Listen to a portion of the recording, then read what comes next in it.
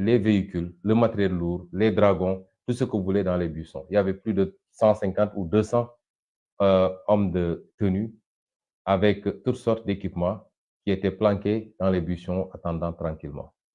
Je dois dire que j'avais été avisé. J'avais reçu une alerte 48 heures plus tard.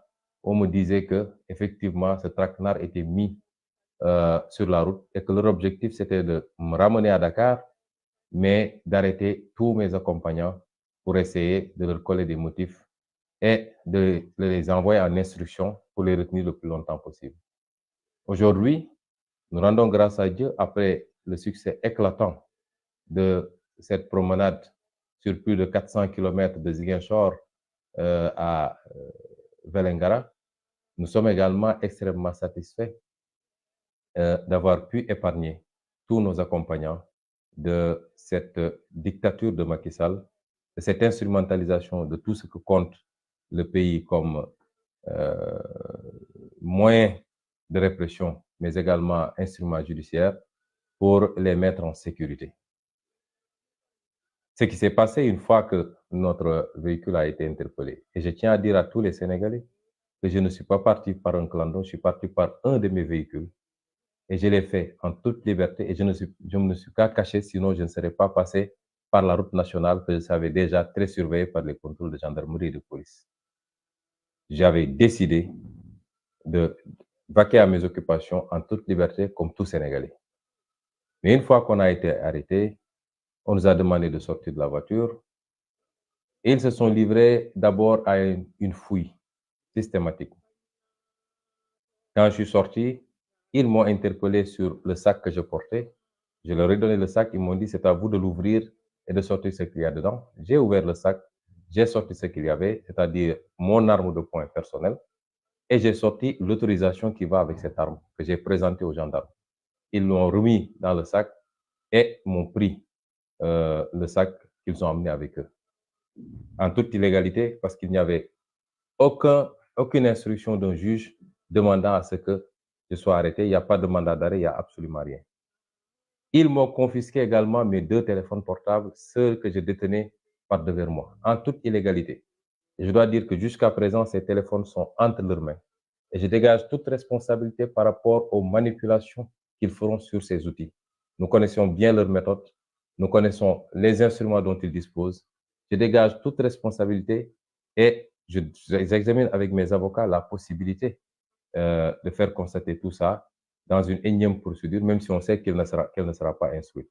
Mais nous le ferons pour acter la forfaiture et donner rendez-vous à la postérité. Ensuite, ils se sont mis à fouiller systématiquement le véhicule. C'est en ce moment qu'ils m'ont demandé de monter à bord d'un de leurs fourgons, ce que j'ai accepté de faire. Et le fourgon a commencé à rouler vers Dakar. C'est à peu près 50 km plus loin qu'ils ont stoppé le convoi de fourgons. Il y en avait énormément.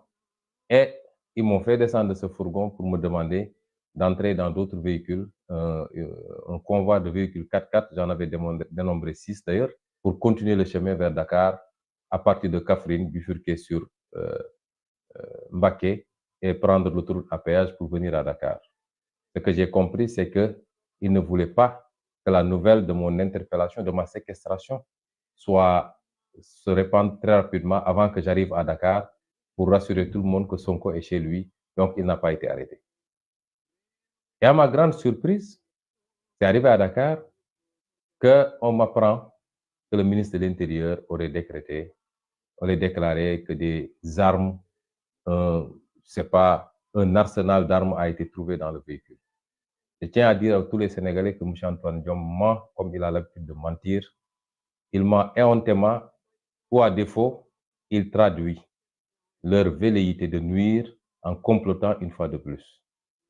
Parce que aucune autre arme que celle que je portais par devers moi dans un petit sac et qui a une autorisation, jusqu'au mois où j'ai quitté, n'avait été trouvée. Mais mieux, j'ai discuté avec mes 3 compagnons qui sont aujourd'hui encore à Kaolack. Quand je suis parti, le véhicule a été soumis à une fouille. Les valises ont été complètement déchargées sur la chaussée. une fouille systématique, et ils n'avaient absolument rien trouvé. Ils ont pris mes 3 compagnons pour les mettre dans 3 véhicules de gendarmerie différents. Et les gendarmes eux-mêmes ont conduit mon véhicule pour l'amener à Kaolack. Et c'est une fois à Kaolack, quand on les a mis dans les grilles, que ces gendarmes sont revenus pour le dire finalement, nous avons trouvé une arme dans la voiture. Personne n'était présent quand ils le faisaient. Ça n'a pas été fait à ma présence, ni à la présence de mes 3 compagnons. C'est plus tard qu'ils reviennent pour dire qu'ils ont trouvé une arme et des lance-pierres dans la voiture. Armes et lance-pierres qu'on n'a jamais vues auparavant, nous, et qu'ils n'ont pas sorti devant nous. Je tiens l'opinion à témoin. Je prends l'opinion à témoin par rapport à ces manipulations extrêmement vicieuses dont le gouvernement de Macky Sall est habitué. Et je dis qu'on en tirera également toutes les conséquences. Il n'y a absolument rien à reprocher à qui que ce soit et ils ont l'habitude de charger des dossiers pour atteindre d'honnêtes citoyens. Aujourd'hui, mon chauffeur, un de mes gardes du corps et notre coordonnateur de Vélingara, qui était avec moi dans la voiture, sont entre leurs mains et c'est à eux qu'on veut faire porter le chapeau en montant tous ces dossiers-là et accessoirement faire croire aux Sénégalais que Sonko dispose d'un arsenal avec des lance-roquettes, des je ne sais quoi, ce qui n'existe pas. Chers concitoyens, le moment est grave. Une fois à Dakar, j'ai été séquestré. Je vais attirer l'attention de la communauté nationale et internationale surtout, puisque les Sénégalais connaissent bien Macky Sall et son régime. Leurs propagandes ne sont plus destinées aux Sénégalais, elles vous sont destinées, vous de la communauté internationale. Je voudrais attirer votre attention sur ce qui se passe.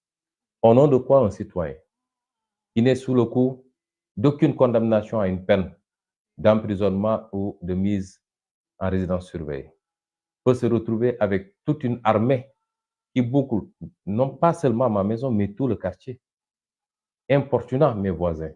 Depuis ce matin, tout le quartier est en train de respirer les gaz lacrymogènes tout autour de la maison. Au nom de quoi, dans un pays qui se dit démocratique, on peut séquestrer un citoyen qui n'a de tort que d'être un opposant ferme et farouche au régime de Macky Sall, sans aucun soubassement judiciaire, sans aucune base légale. Au nom de quoi? Et c'est la énième fois que ça arrive, que ça survient. Et au nom de quoi d'autres citoyens qui se lèvent pour aller rendre visite à ce citoyen-là sont attaqués, gazés, blessés ou emprisonnés? Je viens d'apprendre l'arrestation de M. Alioune Sané, coordonnateur du mouvement citoyen Y en a marre et vice-coordonnateur du F24, qui est le regroupement de l'ensemble des forces vives de la nation. J'ai appris que beaucoup de leaders politiques, parmi lesquels Moustapha Guirassy, Mme Maïmouna Bousso, M. Déthié Fall, M. Abdourahmane Diouf, M. Cheikh Tidiane Dièye, entre autres, ont été gazés et brutalisés et aujourd'hui sont retranchés au siège de M. Déthié Fall et ne peuvent plus sortir. J'ai appris que les députés, flanqués de leur écharpe de députés, ont été également gazés et brutalisés dans la démocratie qui s'appelle Sénégal, celle de Macky Sall. J'ai appris qu'énormément de militants de PASTEF, dont certains responsables de premier plan comme Mme Yacine Fall, ont été brutalisés également et gazés. J'ai appris qu'il y a un journaliste qui a été blessé. Chers concitoyens, il faut arrêter Macky Sall pendant qu'il est temps. Il est temps que tous les Sénégalais prennent leurs responsabilités pour sortir et faire face à Macky Sall. Et j'en appelle à cela, à un sursaut national, à un mouvement de résistance nationale conformément à notre constitution pour faire face à Macky Sall. Parce qu'il n'est plus dans une dictature rampante. La dictature est carrément debout et marche résolument vers ses objectifs, c'est-à-dire s'imposer définitivement comme seul leader qui peut assumer les fonctions de président de la République. Ses velléités de faire une troisième candidature, c'est devenu un secret polichinelle. Et je l'avais dit la dernière fois, atteindre son but avec Ousmane Sonko, c'est l'atteindre également plus facilement avec tout le monde. Dans ses projections, il faut écarter l'homme Ousmane Sonko et après, ça deviendra beaucoup plus facile pour imposer mes desiderata à tout le monde. Et c'est pourquoi les gens doivent comprendre que ce n'est pas une affaire d'Ousmane Sonko. Ma personne importe peu. Qu'importe celui qui deviendra président ou pas. Mais ce qui se joue va au-delà de la personne d'Ousmane Sonko. Et je pense que beaucoup de leaders aujourd'hui l'ont compris, d'où leur réaction immédiate par rapport à cette forfaiture. Je voudrais également lancer un appel à tous les Sénégalais. Les jours à venir, les heures à venir, que tout le monde se lève comme un seul homme. Parce que force doit rester au peuple. Ils ont l'habitude de dire force restera à la loi. Laquelle loi est aujourd'hui la loi de Macky Sall et de sa coalition? Les forces de défense et de sécurité, c'est les forces de défense et de sécurité de Macky Sall. La justice, c'est la justice de Macky Sall. Comment voulez-vous, dans ces conditions-là, que nous puissions aspirer à la liberté et à la démocratie, qui suppose la contradiction et le choc des idées? Et c'est pourquoi je lance un appel à tous les Sénégalais. Jamais notre démocratie n'a été autant menacée. Levons-nous comme un seul homme et faisons face à Macky Sall. Ce que les jeunes ont commencé à faire sur le terrain. Et je les encourage vivement à résister. Surpassons nos peurs et descendons tous, comme j'essaie de le faire tous les jours, parce que j'ai l'habitude de dire, je veux toujours être le premier à donner l'exemple pour que tout le monde puisse comprendre les enjeux. Nonobstant vos inquiétudes à chaque fois que je sors, nonobstant vos nombreux messages, je voudrais dire aujourd'hui aux Sénégalais que plus que jamais, il nous faut prendre notre destin en main. J'appelle tous les Sénégalais à sortir massivement